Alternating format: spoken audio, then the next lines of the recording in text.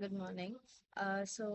Today now let's see the next experiment number 6, which is a concept about doubly linked lists. So we'll be seeing application of doubly linked list, how the execution happens, and all sort of things in the Python programming itself. So let's see what doubly linked list is all about.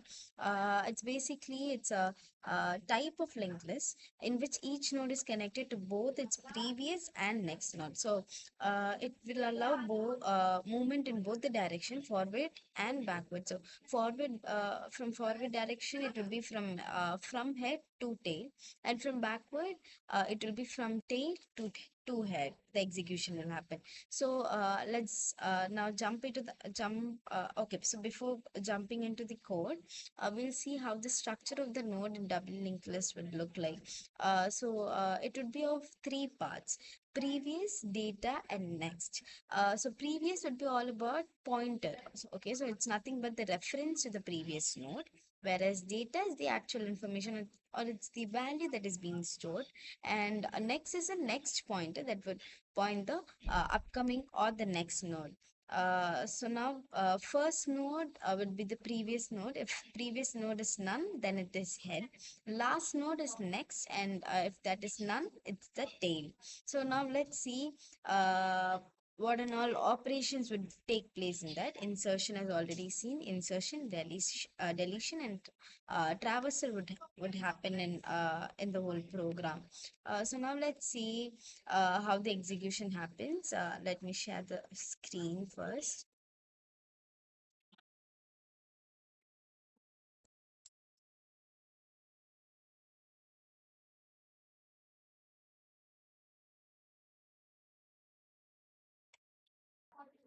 Okay, so firstly, a class node is created and then we initialize few things into it. So the node class will define the structure of each node in the doubly linked list.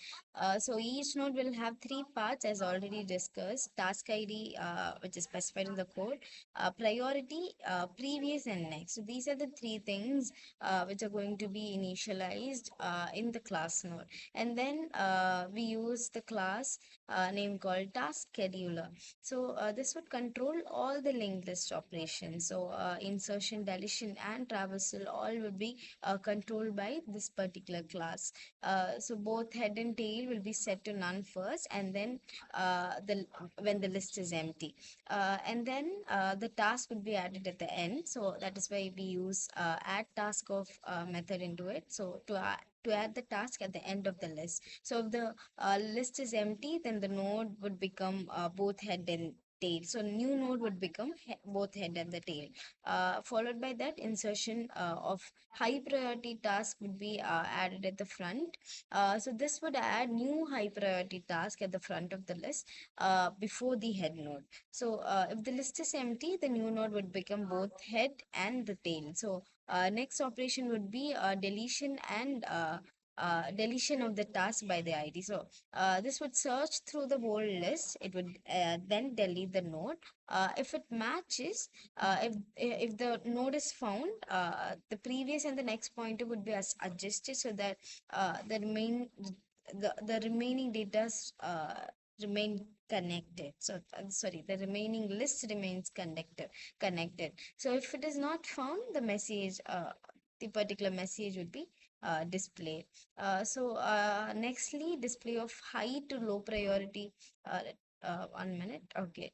Nextly, high to low priority would be mentioned, would be used to display it.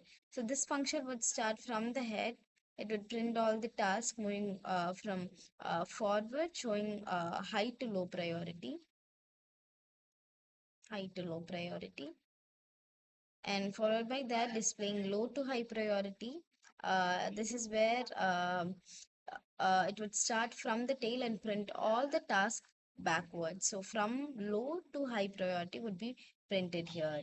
Uh, and then the task scheduler object will be created. Firstly, let's summarize into the quick points. Firstly, task scheduler object is created, and then three tasks are added: task 1, task 2, and task 3, which are low, medium, and again low tasks. So the list would look like task 1 followed by task 2 followed by task 3. And then the third step would be high priority task would be inserted at the front. And the task would be obviously getting updated. Task 0 would get inserted at the first, followed by task 1, followed by task 2, followed by task 3. And the fourth step would be task 2 would be deleted, uh, which is what I have performed here.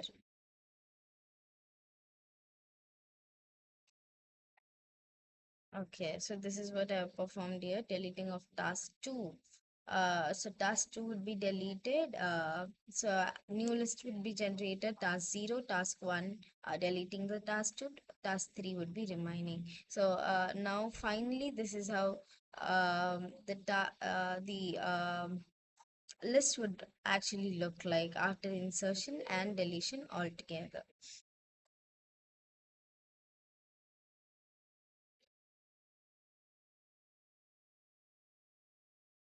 So today we saw how doubly linked list is generally used to be executed in a Python programming for a better understanding of the structure of doubly linked list. So the execution and demonstration has been done throughout the video. So thanks for watching.